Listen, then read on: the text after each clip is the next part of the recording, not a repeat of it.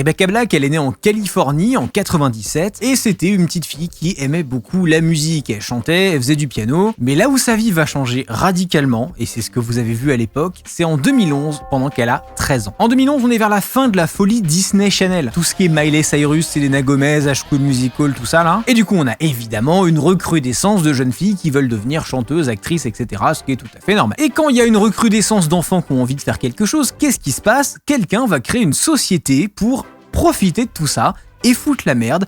Et c'est ce qui s'est passé parce que je vous parlais de Ark Music Factory. Faut voir que si le milieu des enfants stars a toujours particulièrement été juteux et véreux, à cette période, le marché va vraiment littéralement exploser et il y a plein de boîtes comme ça qui vont voir le jour et qui se mettent à proposer des services d'agents qu'il faut évidemment payer en avance en l'échange de shooting photos, de clips de musique, etc., etc. et qui promettent tous aux parents évidemment que leur gamine va devenir célèbre. Spoiler, non.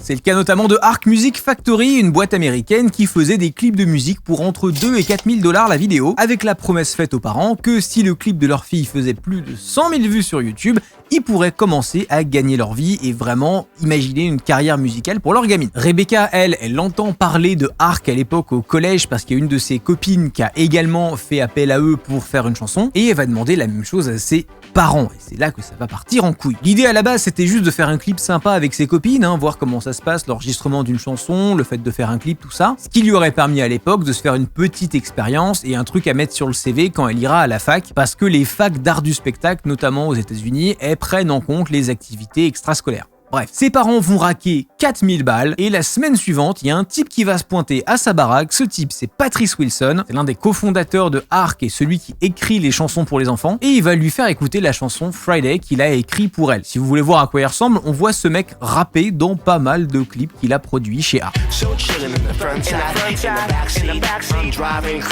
Rebecca, elle va profiter des vacances d'hiver pour enregistrer sa chanson et faire le clip avec ses potes. Ça se passe bien, c'est super sympa, elle est très contente, c'était son rêve absolu.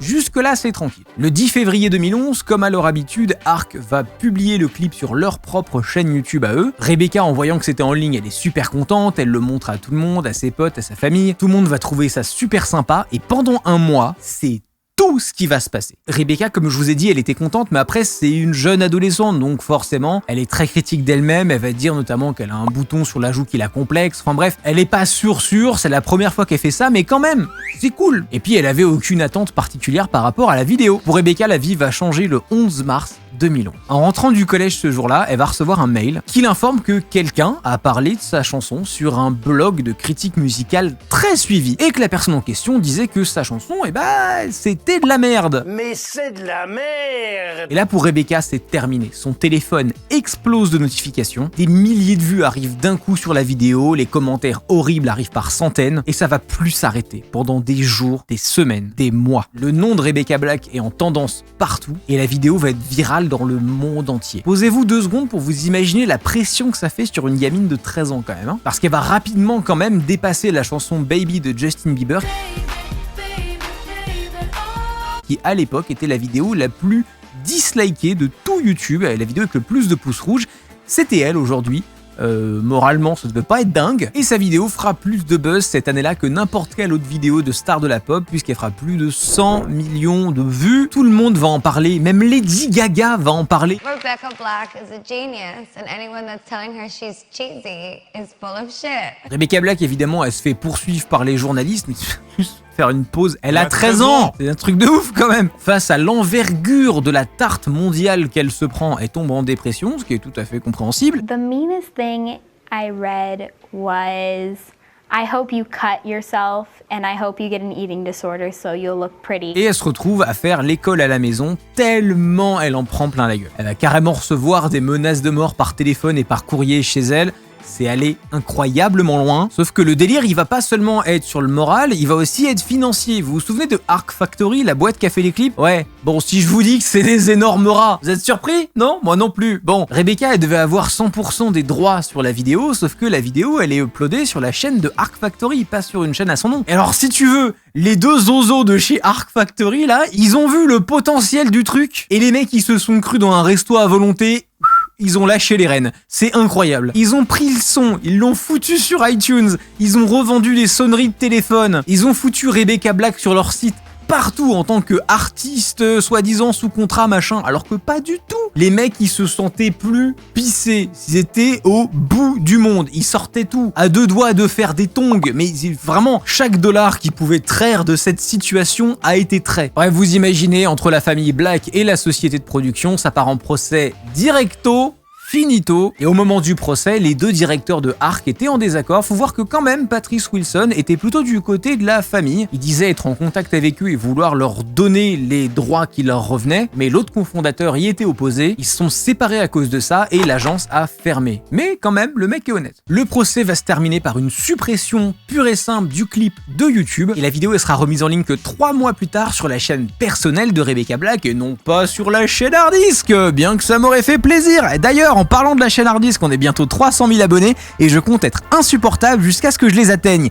Abonnez-vous, le bouton rouge est juste en bas, on fait une vidéo par semaine et bonne-toi enfoiré.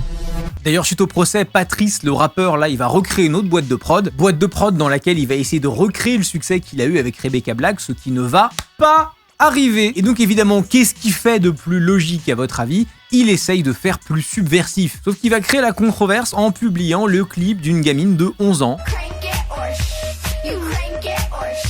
Clip qui sera jugé extrêmement inapproprié et qui va supprimer rapidement. En gros, le clip est très malaisant puisque la gamine est très sexualisée, comme une star de la pop. Elle va être très maquillée avec des tenues moulantes, etc. On la voit même dans le clip se faire électrocuter.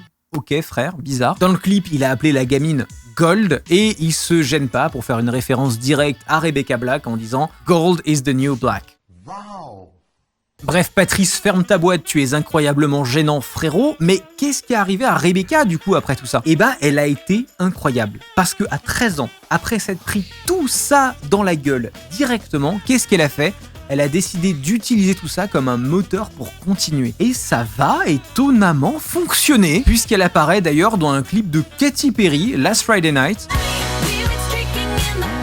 Elle ira chanter avec elle pendant des concerts, elle renchaîne avec un nouveau son et sa chanson Friday va être reprise dans l'émission Glee. Sur ce, elle reprépare un nouvel EP, on est en 2012, bref, honnêtement, sacré balls. En 2013, elle va carrément se réapproprier son image et son histoire en créant vraiment une chaîne YouTube étendue autour d'elle-même. C'est les débuts des chaînes YouTube un peu lifestyle et ça prend plutôt bien pour elle à l'époque. En particulier, évidemment, la vidéo d'elle qui fait un react à Friday, sa chanson d'origine. Oh girl.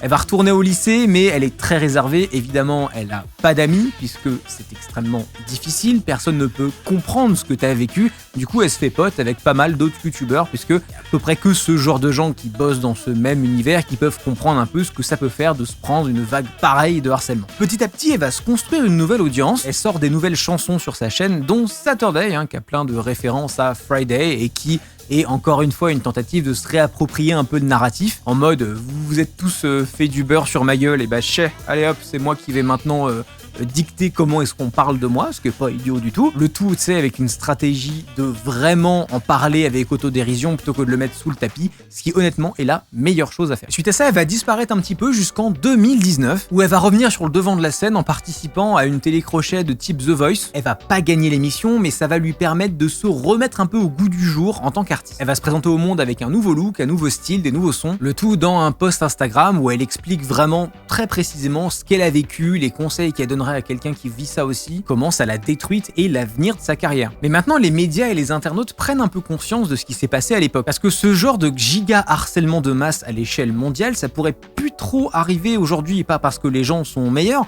mais parce que ce serait décrié. On comprend un peu mieux ces mécaniques. On a tous eu l'occasion d'apprendre ce que ça fait et l'impact de notre voix sur Internet, et on n'a pas la même appréciation qu'on a pu avoir en 2013. Ça veut pas dire qu'il y a plus de harcèlement, ça veut dire qu'aujourd'hui, on en a un peu plus conscience de ce problème-là, ce qui n'était pas forcément le cas en 2013, quand on se partageait des vidéos ridicules comme ça et qu'on rigolait sans vraiment prendre conscience de ce que la personne derrière pouvait se prendre dans la gueule. Parce que oui, à l'époque, pour elle, c'était chaud, et elle s'en est vachement bien sortie. Et moi aussi, grâce à cette porte, je vais vachement bien m'en sortir. Abonnez-vous, bordel!